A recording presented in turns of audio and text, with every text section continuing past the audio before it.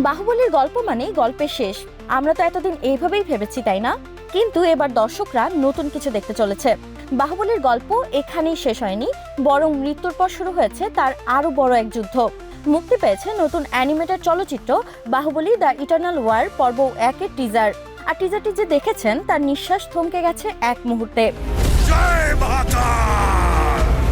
2 minute 27 সেকেন্ডের teaser শুরু হয় বাহুবলীর মৃত্যুর পরের মুহূর্ত দিয়ে।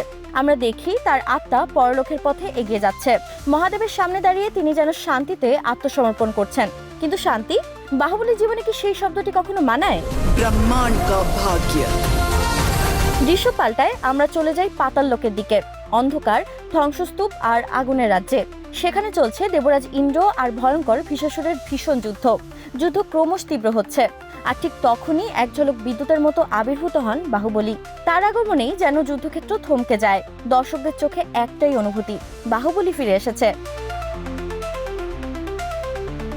এই অ্যানিমেটেড চলচ্চিত্রটি নির্মাণ করেছেন ঈশান শুল্কা। আর সবচেয়ে বড় চমক, ছবিটির বাজেট প্রায় 120 কোটি রুপি, যা ভারতীয় অ্যানিমেশন জগতে এখন পর্যন্ত সর্বোচ্চ। প্রভাস নিজেই আশা করেছেন এই ছবি বক্স অফিসের নতুন ইতিহাস গড়বে।